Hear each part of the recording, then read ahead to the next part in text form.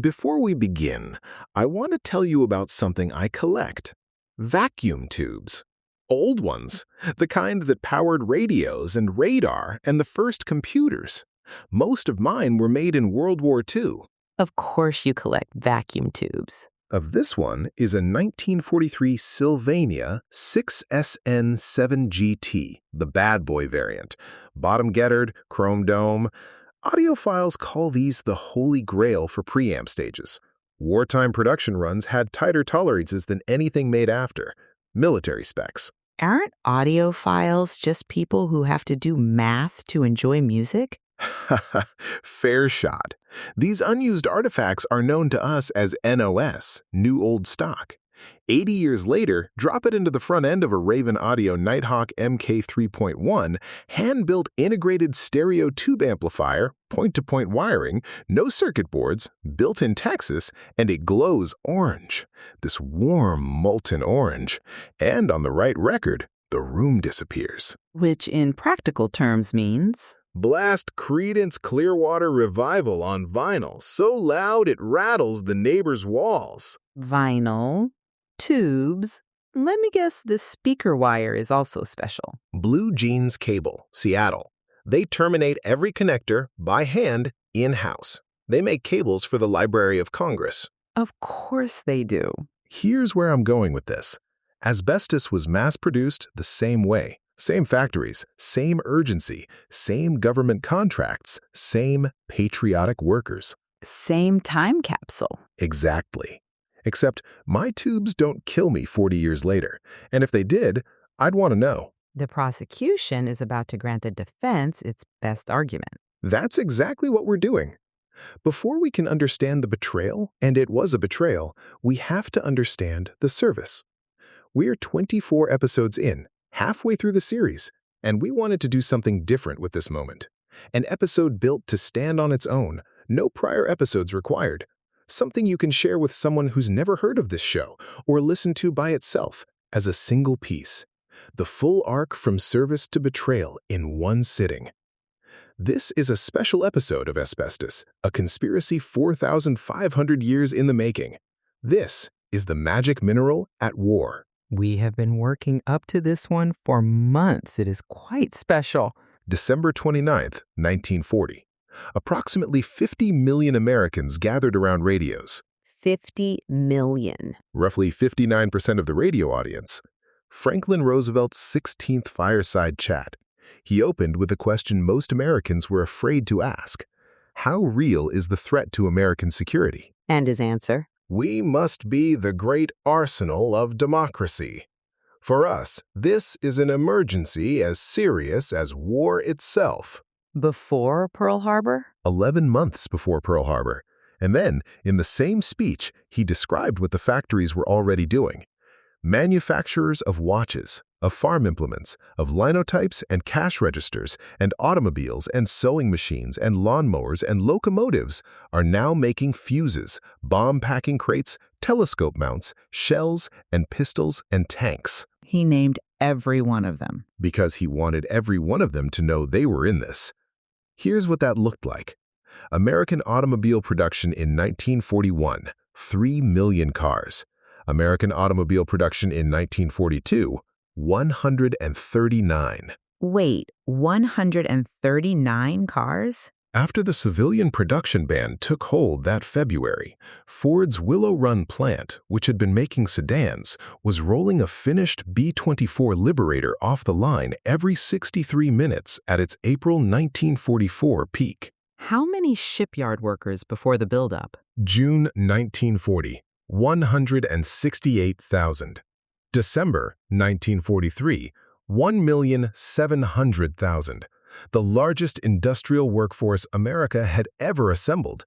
And by 1944, more than half of all industrial production in the entire world was happening in the United States. The avalanche. That's the word William Knudsen used, FDR's production czar, former president of General Motors. Quoting, "We won because we smothered the enemy in an avalanche of production, the like of which the enemy had never seen, nor dreamed possible." And the enemy agreed. When Rommel told Goering that American-supplied weapons were cutting through his armor, Goering scoffed. The Americans only know how to make razor blades. And Rommel, We could do with some of those razor blades, Herr Reichsmarschall. after the war, Stalin was more direct. Yeah, very direct. November 1943 at Churchill's birthday dinner. Private remarks recorded by Ambassador Averill Harriman and State Department interpreter Charles Bolin. Stalin said, "The most important things in this war are the machines. Without the machines we received through Lend-Lease, we would have lost the war." Stalin said that. Khrushchev confirmed it years later, quoting, "If the United States had not helped us, we would not have won the war. One-on-one against Hitler's Germany, we would not have withstood its onslaught." An avalanche of production. That's not mythology. That's documented fact. And asbestos was part of it. The magic mineral. That's what the industry called it. For years, magazine ads, trade shows, publicity campaigns, asbestos as humanity's triumph over fire. And the government agreed. June 7, 1939, President Roosevelt signs the Strategic and Critical Materials Stockpiling Act. Asbestos listed alongside rubber, tin, chromium, and manganese, materials essential for national defense. By January 1942, the War Production Board restricted asbestos to essential war production. The material was too strategically vital for anything else. Why? Fire resistance. Asbestos doesn't burn, period. Nothing available in 1940 could match it. Heat insulation for steam lines and boilers operating at temperatures that would kill workers instantly. Light enough for shipboard use where every pound mattered. North American supply lines secure from U-boat interdiction. How many Navy products? 300 asbestos-containing products mandated for naval vessels. Pipe insulation, gaskets, brake linings, electrical insulation. Every ship, every submarine, every repair department. And the executives already knew it was dangerous. We'll get to that, but first, the workers. Asbestos, a conspiracy 4,500 years in the making, is brought to you by Danziger and Dayano. The asbestos industry spent decades calling it magic. The attorneys at Danziger and Dayano have spent 30 years proving it was poison. Nearly $2 billion recovered for over 1,000 families. Dandel.com, that's DANDELL.com. The term was production soldiers, not poetic license. Official Office of War Information language. As in government posters. Quoting, "Every citizen as a combatant in a war of production." Specifically women, production soldiers in the defense industry. The government told workers their labor was as important as carrying a rifle.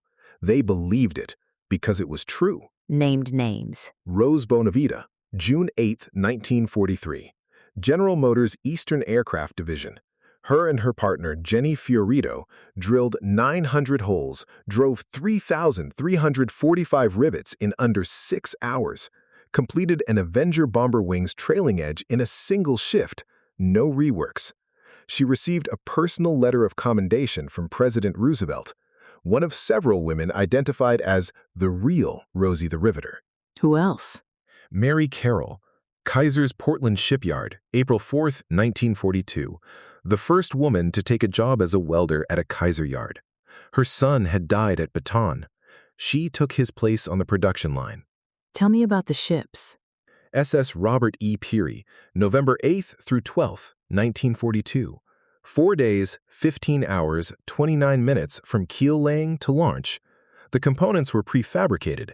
Kaiser ran it as a competition between yards, but the record has never been broken.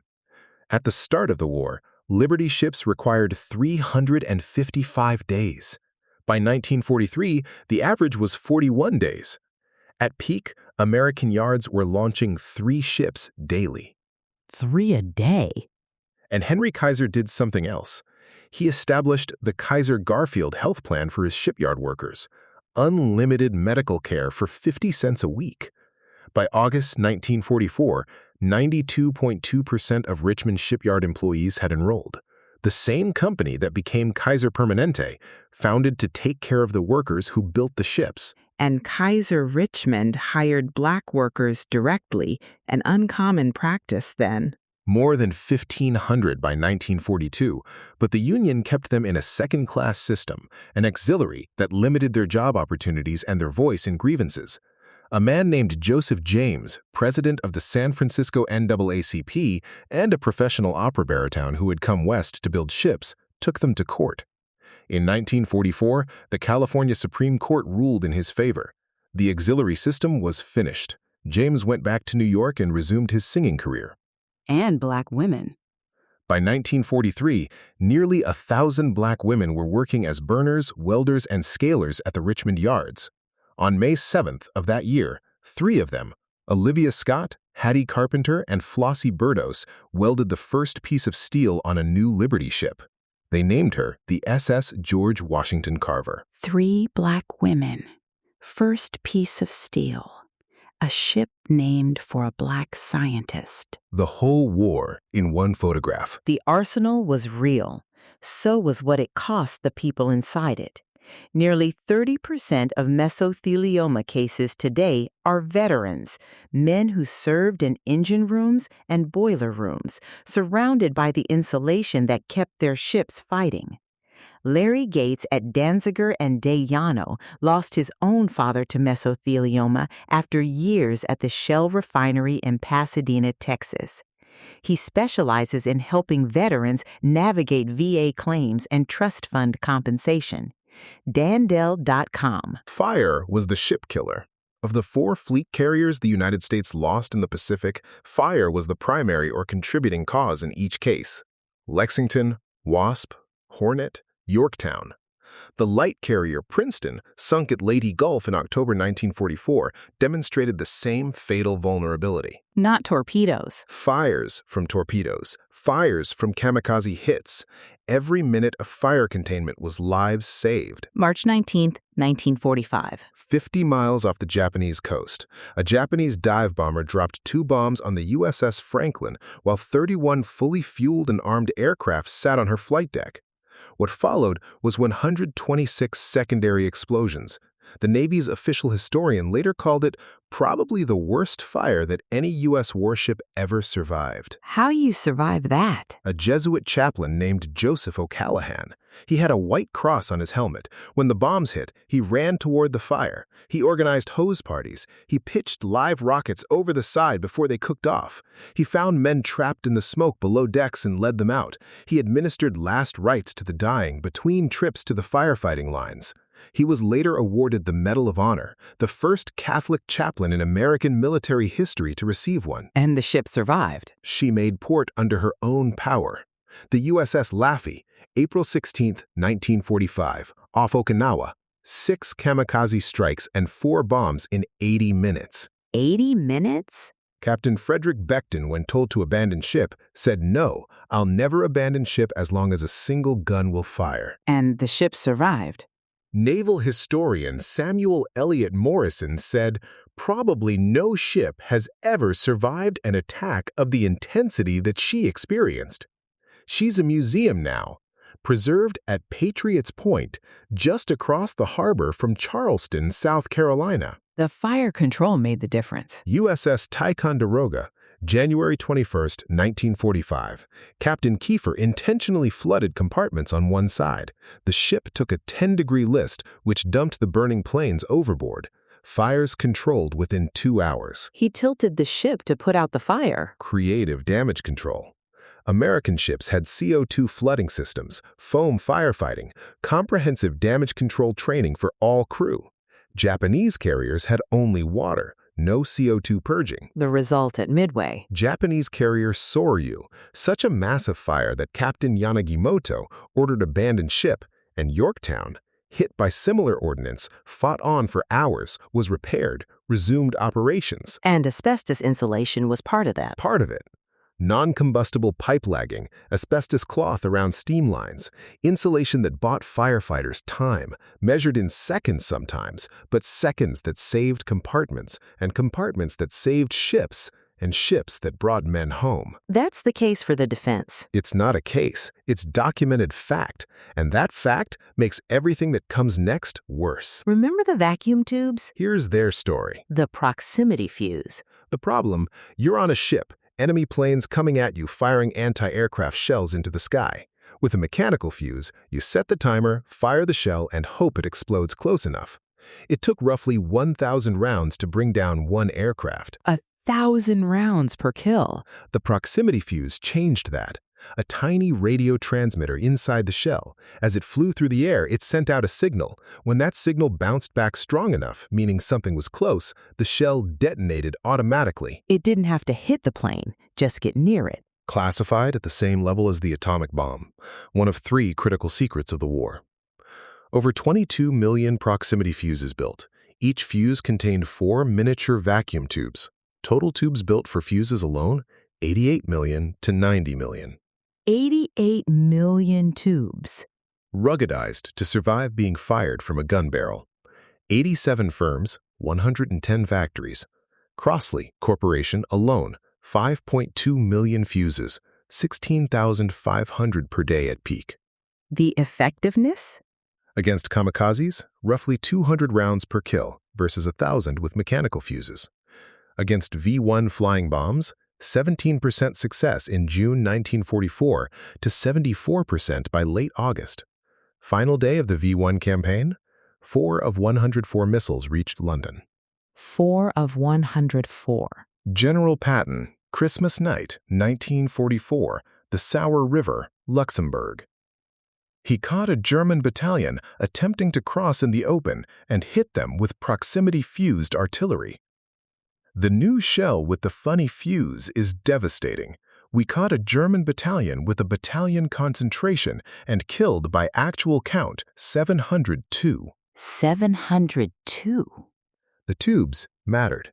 And behind those tubes, in factories from Cincinnati to Massachusetts, were the workers who built them. Women, mostly, because the men had gone to the front. They worked on classified production lines, assembling components they weren't always told the purpose of, because it was a secret. The engine rooms.